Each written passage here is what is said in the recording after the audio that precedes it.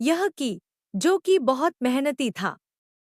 वह बड़ी मेहनत से खेतों में अनाज उगाता था और उसकी देखभाल करता था, पर अक्सर ही उसकी फसल खराब हो जाती थी। कभी सूखा पड़ जाता, कभी बाढ़ आ जाती, या कभी तेज धूप और कभी आंधी। कोई ना कोई वजह से उसकी फसल खराब हो ही जाती थी। एक दोनों किस पेड़ के नीचे बैठकर अपनी बर्बाद हुई फसल को देख रहा था, और तभी वह गुस्से में आसमान की तरफ देखकर भगवान से कहता है कि मालिक, आपको सब बहुत महान मानते हैं और सबसे ज्यादा ज्ञानी मानते हैं। कहते हैं कि आप सब जानते हैं, लेकिन मुझे ऐसा लगता है कि आपको कुछ भी नहीं पता। मुझे यह लगता है कि आपको तो यह भी नहीं पता होगा कि फसल कैसे होती है। अगर आप यह जानते होते तो हर समय जो बाढ़, आंधी और तूफान आते हैं, वह कभी नहीं आती। आप नहीं जानते कि कितना नुकसान उठाना पड़ता है हम किसानों को। अगर मेरे हाथ में शक्ति होती कि जैसा मैं चाहूं वैसा मौसम हो जाए, तो फिर आप देखना मैं फसल को कितने अच्छे तरीके से उगाता हूं। तभी उतने में ऊपर से एक आवाज आई, ले, मैं तुझे यह ताकत देता हूं कि आज से तू जैसा चाहे वैसा मौसम करके अपने फसल को उड़ा सकता है और अपनी फसलों की हिफाजत कर सकता है। एक दो दिन गुजारने के बाद किस ने फिर से अपने खेत में गेहूं की फसल उगाई। अब किसान के पास तो शक्ति थी, वह जैसा चाहे वैसा मौसम कर सकता था। तो किसान ने आंधी, तूफान और बाढ़ कुछ भी उसने अपने खेतों पर आने नहीं दिया। किसान ने अपनी फसलों को बर्बाद होने से बचाया, और उस साल उस किसान के खेत में ऐसी फसल हुई जो पहले कभी नहीं हुई थी।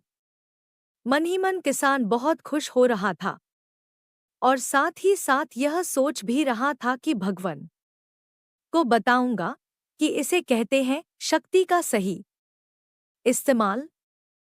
कुछ दिन और गुजरने के बाद फसल काटने के लिए तैयार हो गई।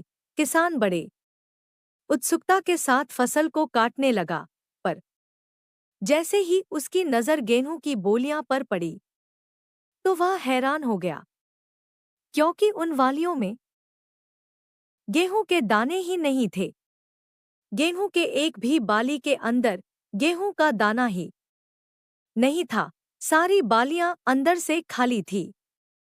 अब वह किस बड़ा परेशान हो गया और फिर से भगवान को पुकारने लगा। वह जोर जोर से चिल्लाकर यह कह रहा था, भगवान, शायद तूने मुझे कोई सजा दी है। तभी ऊपर से आवाज आई कि मैंने तुम्हें कोई सजा नहीं दिया है, बल्कि इसकी जिम्मेदार तो तुम खुद हो। तुमने अपने पौधों को संघर्ष करने का मौका ही नहीं दिया। ना तो तुमने उन्हें आंधियों से जूझने दिया, ना ही तेज बारिश से सहने दिया, और ना ही धूप में तपने दिया। एक भी चुनौती का सामना तुमने उन्हें नहीं करने दिया।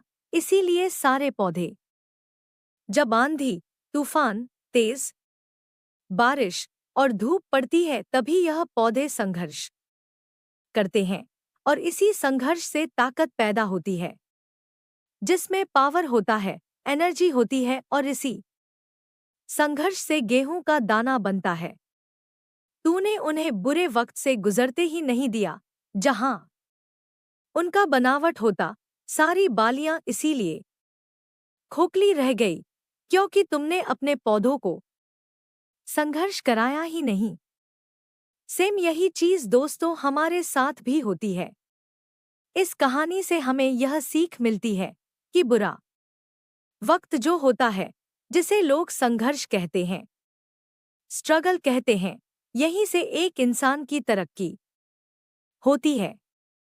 आपको पता होगा कि जब जब भी आपको ऐसा लगे कि आपकी जिंदगी में तकलीफ है, बहुत ज्यादा प्रॉब्लम्स है और आपकी किस्मत खराब है, तब खुश हो जाइए, क्योंकि उस भगवान ने यह सारी प्रॉब्लम्स आपकी लाइफ में ही क्यों दिया है, क्योंकि उसे पता है कि आप इन सब को पार करके आगे निकल सकते हो। और जरा सोच कर तो देखिए कि अगर आपकी जिंदगी में कोई प्रॉब्लम ही ना हो, कोई संघर्ष ही ना हो, तब जिंदगी जीने में मजा